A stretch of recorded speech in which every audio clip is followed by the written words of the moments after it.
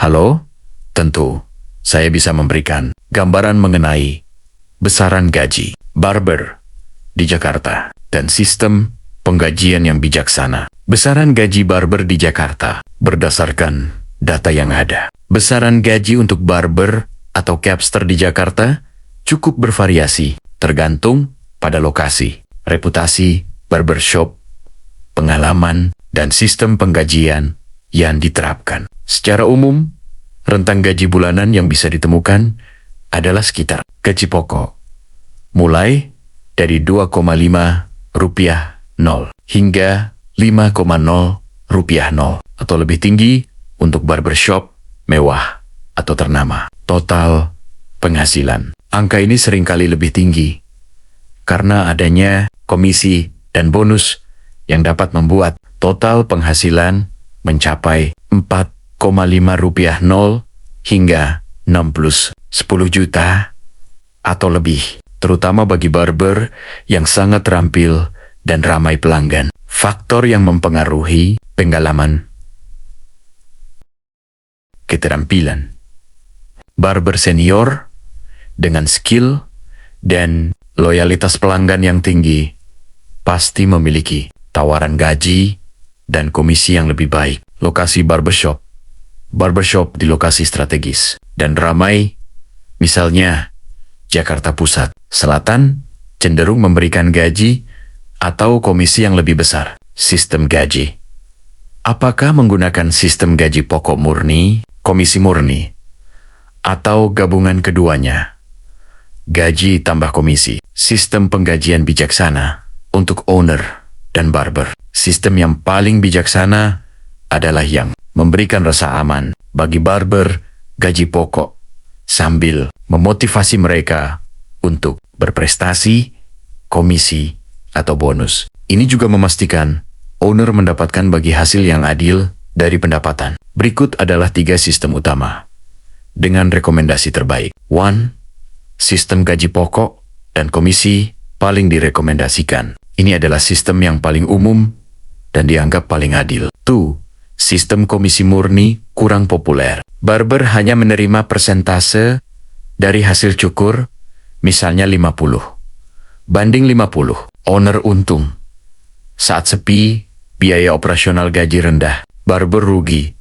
Tidak ada kepastian pendapatan. Bisa stres dan mencari pelanggan pribadi. Berpotensi merugikan brand barbershop. 3. Sistem gaji pokok murni hanya cocok untuk barbershop sepi. Barber menerima gaji tetap yang utuh setiap bulan, tanpa komisi. Barber untung, ada kepastian gaji, bahkan saat sepi. Owner rugi. Tidak ada motivasi bagi barber untuk meningkatkan omset dan bisa menjadi beban saat barbershop. Tapi, saran bijaksana tambahan. Asterisk, bonus target. Berikan bonus tambahan jika barbershop secara keseluruhan mencapai target omset bulanan tertentu. Ini menumbuhkan semangat tim. Komisi penjualan produk.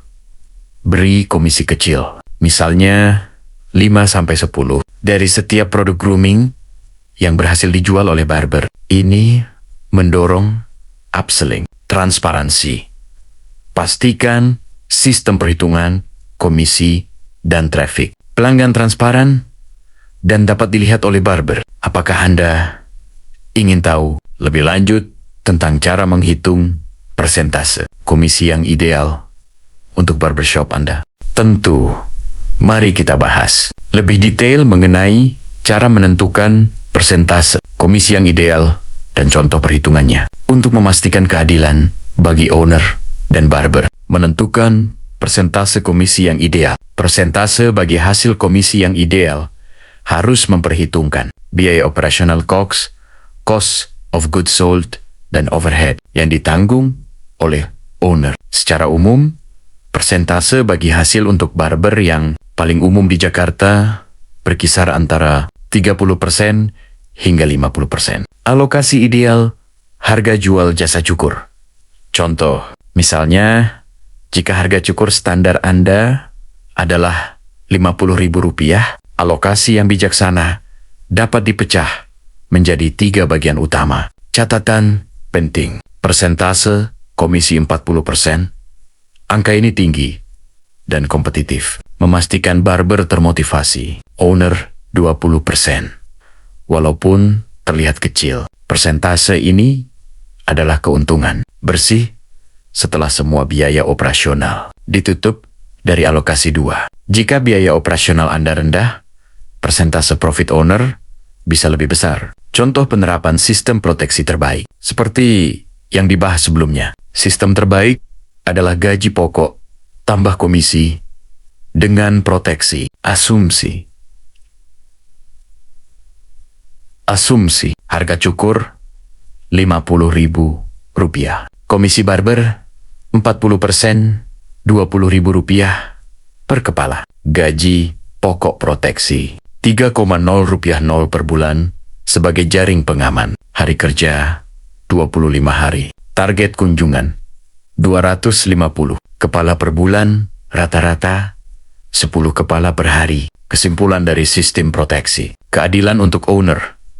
Saat ramai skenario 1, owner hanya membayar hasil kerja nyata by performance, bukan gaji buta. Kesejahteraan barber. Barber tetap memiliki pendapatan minimum skenario 2, sehingga memiliki ketenangan finansial dan bisa fokus meningkatkan skill tanpa khawatir kelaparan. Dengan sistem ini, owner tetap mengendalikan biaya operasional sambil memberikan motivasi yang sangat kuat bagi barber untuk bekerja optimal. Di balik gemerlap lampu barberpole, ada mata yang jeli melihat detail, bukan sekadar memangkas, tapi memahat karakter. Bergerak dalam senyap, membawa standar emas dalam setiap sentuhan. Sebuah dedikasi, sebuah revolusi. Dari balik layar, Barbershop Undercover mempersembahkan Ferry Diansyah. Keahlian dan kepemimpinan, presisi, dedikasi, dan cinta tanah air.